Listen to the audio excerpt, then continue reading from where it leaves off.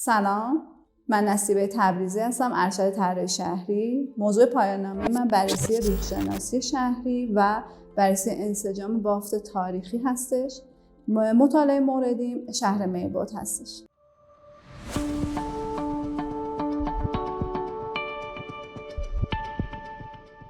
ضرورت این مسئله که ما بهش پرداختیم در این بود که یه سری این بافت‌های تاریخی ما در گذر زمان ویژگی‌های کالبدی خودشون رو دارن از دست میدن.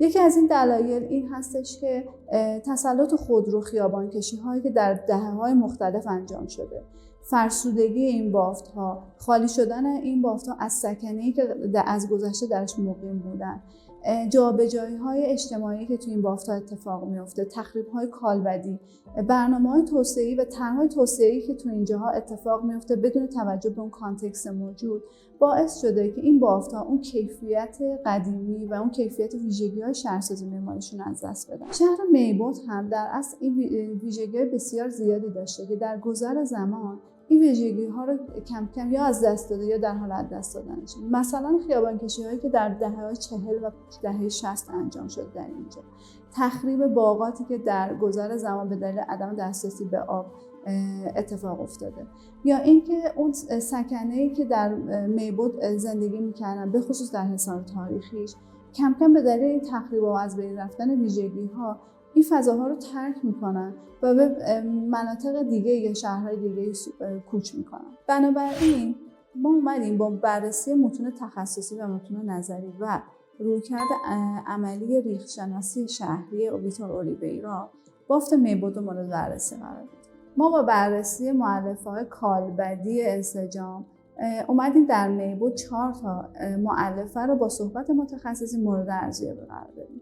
این مؤلفه‌ها شامل مؤلفه استخوان‌بندی فضای شهری، مؤلفه حرکت و دسترسی، مؤلفه تنوع و تباین فضایی و مؤلفه خودسازماندهی و رشد تدریجی بودن.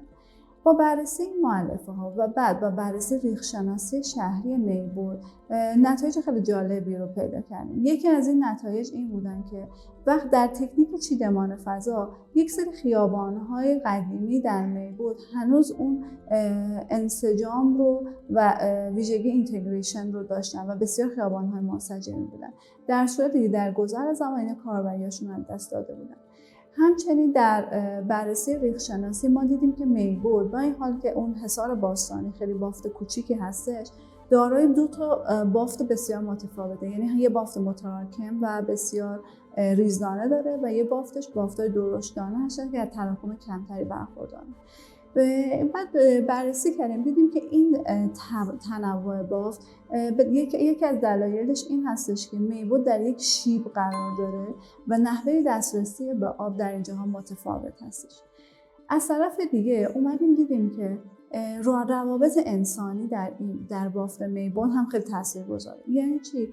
یعنی اینکه هر چقدر که ما از فضاهای عمومی به فضاهای خصوصی‌تر میریم میبینیم که ثبات‌های خیلی بیشتری ایجاد شدن بر روی کوچه‌ها. همینطور وجود میدان‌ها، ابعاد میدان‌هایی که توی میبود وجود داشت. یه چیز جالب دیگه که توی میبود هستش این بودش که الگوهای قطعات و الگوهای توده هایی که در قطعه قرار میگیرن بسیار متفاوت بود. یعنی ما از تنوع خیلی زیادی داشتیم. مثلا ما در شهر یزد الگوهای حیاط مرکزی خیلی زیاد داریم و چون میبود از نظر اقلیمی خیلی شبیه به یزد و بسیار هم نزدیک به یزد، انتظار میرفت که الگوی حیاط مرکزی توی این محدوده زیاد بشه. در صورتی که تو بررسی‌ها مشخص شد که الگوی حیاط مرکزی کمترین الگویی هستش که در میبود وجود داره و بیشتر الگوهای قرارگیری توده در قطعه به صورت این بودش که توده در یک طرف قطعه قرار داشت. یه نکته دیگه که تو میبود خیلی مهم بود که اون مسیرهای آبیاری زمین‌های کشاورزی بودن. به این صورت که وقتی که اون زمین‌های کشاورزی تبدیل به ساختمان، به شهر می‌شدن، جزوی از شهر می‌شدن، اون مسیرهای قنات اصلی تبدیل به خیابون‌های اصلی می‌شدن و اون مسیرهایی که فقط مسیر دسترسی آب به قطعات کشاورزی بودن تبدیل به بنبست یا خیابان‌های فرعی تر می‌شدن.